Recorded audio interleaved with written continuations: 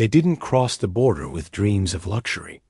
They came with tired feet, calloused hands, and hearts full of hope. Hope that after years of fear and sacrifice, they could finally breathe. For over a decade, they paid taxes, raised American-born children, showed up to work rain or shine, and stayed out of trouble. They believed that time, good behavior, and quiet living would keep them safe. But safety, in their case, was just an illusion. One morning, before the sun even rose, a knock shattered everything. It was ice, and nothing would ever be the same again. They were known as the quiet family on Maple Street. Enrique always left for work before sunrise, toolbox in hand. He worked long shifts as a plumber, never complained, never late. Marisol cleaned offices at night. She'd be gone before dinner, back before the kids woke up. It wasn't glamorous, but it was enough to keep food on the table, rent paid, and their children Mateo and Camila enrolled in school. They had crossed the border in 2011, escaping escalating violence in Central Mexico. Enrique's brother had been shot by a gang trying to recruit him. That was the last warning they needed. They sold everything, borrowed the rest, and made the journey north. It wasn't easy. It wasn't legal. But it was necessary. At first, everything felt temporary. They moved from place to place, avoided long conversations with neighbors, never answered the door if they weren't expecting someone. But slowly, through sheer survival and quiet consistency, they built a life. By 2015, their children were thriving in school, speaking fluent English, excelling in math and reading. Camila wanted to be a teacher. Mateo was obsessed with outer space and talked about becoming an astronaut. They celebrated birthdays with homemade cakes, Christmas with lights taped their small rented windows. Even without documents, they built memories that looked and felt permanent. They knew the risks. They watched the news. They understood that at any moment, everything could unravel. But they also believed in time, in good behavior, in the promise, unspoken, but deeply felt, that if they just kept their heads down, they'd eventually be allowed to stay. In 2016, they tried to make it official. A family friend connected them to an immigration consultant who promised he could help fix their status. He wasn't a lawyer, but he sounded confident. They paid him nearly $4,000, half their savings. He filed some paperwork, gave them receipts, and then vanished. They didn't report him. They were too afraid. Instead, they picked themselves up, kept working, kept waiting. The years passed. New administrations came and went. Some made things feel scarier. Others gave a sliver of hope. But life, at its core, stayed the same. Silent, cautious, but deeply rooted. Then came the morning. It was a Wednesday. Enrique had just packed his lunch. Camila was still in bed. The sun hadn't yet risen when the knock came loud, firm, unmistakable. Immigration. Open the door. At first, Enrique thought it was a mistake. He froze. Marisol grabbed her phone. Camila woke up to the sound of her mother crying. They didn't run. They didn't resist. When Enrique opened the door, 4 ICE agents stepped in with printed photos, names, and a deportation order that had been approved in absentia without their knowledge. It was linked to the same consultant who disappeared. The paperwork had been mishandled, and because they hadn't appeared at the hearing they didn't know existed, they were now officially fugitives. Marisol tried to explain. The kids were screaming. Camila, now 13, clung to her mother's leg and begged them not to take her away. The agents didn't shout. They weren't violent. But they were firm. Marisol and Enrique were placed in handcuffs.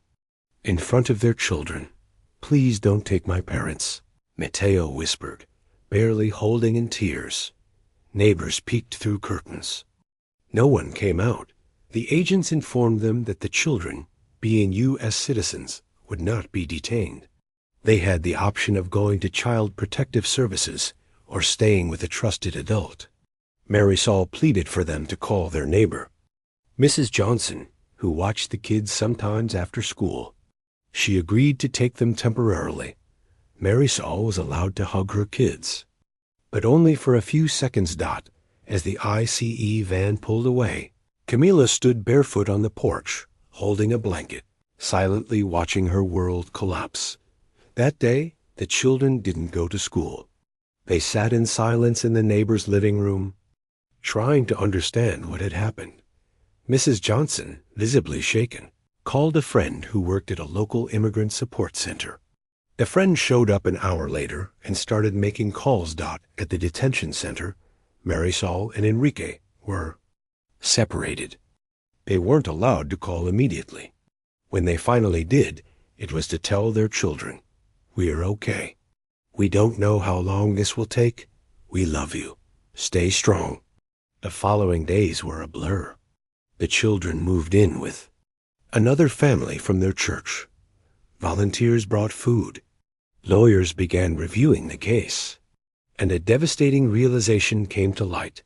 The couple had received a final deportation order in 2017 without ever being notified. The address used by the fake consultant was outdated. All notices had been sent to the wrong place.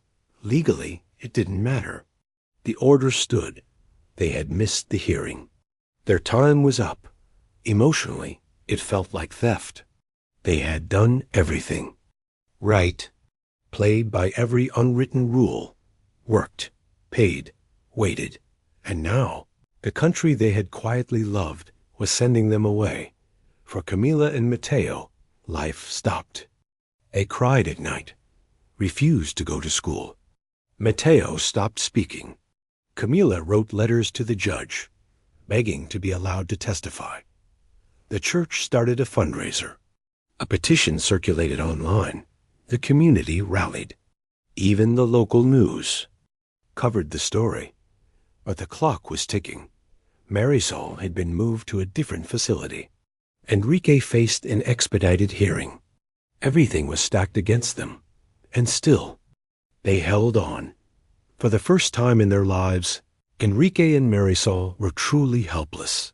Behind cold walls, beneath fluorescent lights that never dimmed, they became numbers in a system that didn't know their story or care to listen. They weren't treated cruelly, but they weren't treated like people either. Just another pair of undocumented parents with a deportation order on file. Just another case to process. Enrique shared a room with 12 other men. He barely spoke.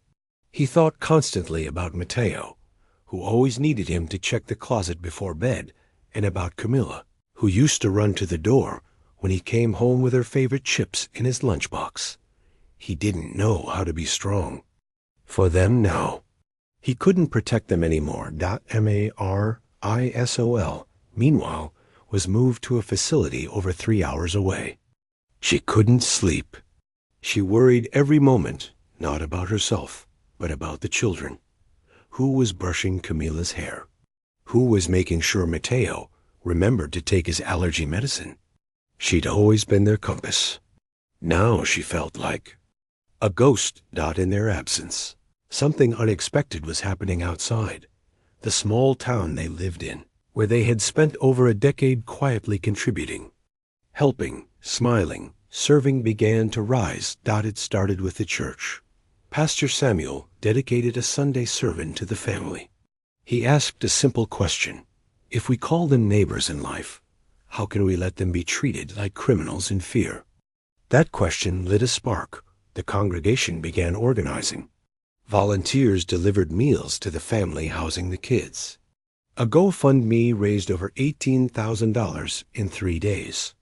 Camila and Mateo's teachers recorded videos, testifying to the children's kindness, academic performance, and how deeply they were hurting. A local immigration attorney named Julia, who had handled similar ICE cases before, took the case pro bono. Julia dove in. She found everything: the fake consultant, the missing documents, the hearings they never knew about. She built a 140-page appeal and filed a request for prosecutorial discretion, a legal pathway that asks ICE to pause deportation on humanitarian grounds. She argued that Marisol and Enrique were low-priority cases, parents of U.S. citizen children, with strong ties to the community and no criminal records. But ICE wasn't quick to respond. Every hour felt like a countdown.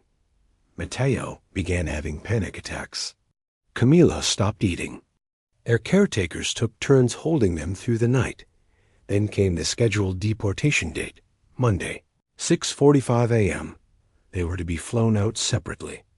No goodbye, no explanation. Just a one-way ticket to a place their children had never been, Ons. The Saturday before, Julia and a group of community leaders staged a peaceful demonstration in front of the ICE field office. Over 150 people showed up. Teachers, parents, even the town mayor. They held up posters with photos of Enrique fixing a church pipe, of Marisol helping decorate for the school's Christmas event. Children held signs that read, "Let my parents come home. They belong here." A news crew from a major network picked up the story. That night, for the first time, Marisol and Enrique were allowed to talk to their children on a video call. Camila cried so hard she couldn't speak. Mateo just stared into the screen, whispering, "Please come back, Papi."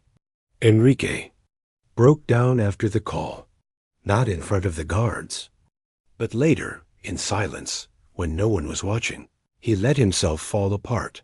That same night, just 36 hours before deportation, Julia received an email. Stay of removal had been granted. Temporarily, at least. The deportation was on hold. It wasn't a full victory. It wasn't a green card. But it meant one thing. They weren't being taken. Not yet. The next morning, Enrique and Marisol were transferred to a different facility closer to the court that would review their appeal. Camila and Mateo were told, in cautious tones, that their parents weren't leaving just yet. The look on their rare faces said everything. They didn't understand the legal system, but they understood one thing. Hope had come back. A week passed. Then Julia continued to build the case, gathering over 40 letters of support from teachers, employers, doctors, neighbors, videos, photos, newspaper clippings, community testimonials. Even the school principal wrote a signed statement urging the court to allow the parents to remain. But it wasn't enough just to present a case.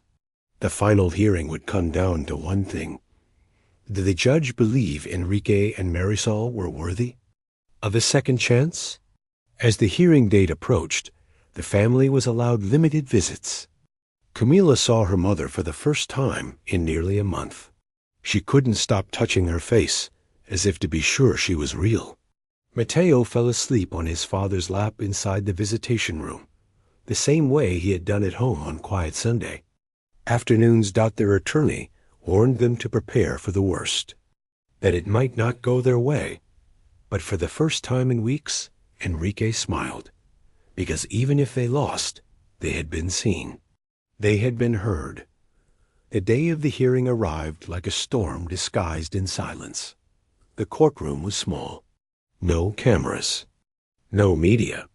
Just a judge, a translator, a government attorney, and Enrique and Marisol, dressed in borrowed clothes and holding each other's hands as if letting go, would break everything they still had left.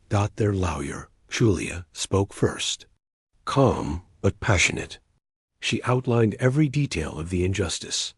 The missing notifications, the fake immigration consultant, the good faith efforts the couple had made to legalize their status, and most importantly, their role as parents of 2 American children who are now emotionally, psychologically, and academically devastated.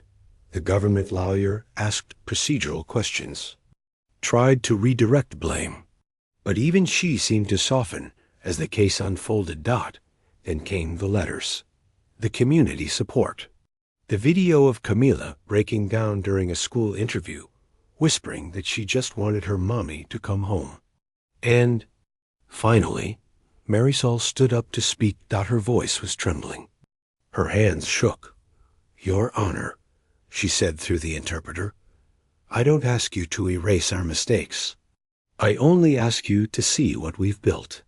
We have obeyed every law since the day we arrived. We work. We pay taxes. We love this country like it's our own.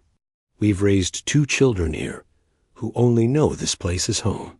I came to the United States to escape fear, but I stayed because I found hope. Please don't send us away from our children." There was no dramatic moment of slamming gavels or shouting. Just silence. The judge took a breath and looked directly at them. He didn't say much. Just a few simple words that would change everything. This court finds sufficient reason to reopen the case. The deportation order is hereby vacated pending further review. You may return home. For now. It was not a final victory. But to Enrique and Marisol, it felt like resurrection. When they stepped outside, Camila and Mateo were waiting. Camila ran so fast she nearly knocked her mother down. Mateo stood still at first, then burst into tears as Enrique lifted him off the ground and hugged him tight. "We're not going anywhere," Enrique whispered into his son's ear. "We're still yours. You're still ours." In the weeks that followed, the family slowly began to rebuild their routine. At first, everything felt fragile. The children refused to let their parents out of their sight. Marisol couldn't sleep unless she heard both kids breathing. Enrique began taking therapy sessions at the church's counseling center. But something shifted. For the first time in years, they no longer lived in hiding. They walked to school, attended town events, helped organize community meetings for other immigrant families at risk. They weren't just surviving anymore. They were present. Months passed. Julia continued working on a long-term path to legal residency. For them, it would be a difficult road, but they now had proof of government error, community backing, and, most of all, national attention. A senator's office even reached out after the news story aired, offering help to push the case further. But the real change wasn't legal. It was internal. Camila began writing again short poems about fear and hope. One of them was published in the school paper titled, "The Door Didn't Win." Mateo started therapy and began drawing rockets again. His therapist said he talked about building one that could bring families back together, no matter where they were sent. And Enrique, who once felt powerless in a detention cell, began giving talks at local high schools about immigrant dignity, fatherhood, and never giving up even when your voice is small. As for Marisol, she started studying English again. Her dream? To become a legal assistant and help families like hers navigate the system that nearly tore them apart. This story isn't rare. It just happened to be heard. For every Marisol and Enrique, there are thousands of others living in shadows, hoping. A knock never comes, but this time, when the knock came, a community opened the door and stood between fear and family. They didn't just save one couple from deportation. They helped the family stay whole. And maybe, in doing so, they reminded, use what it really means to belong.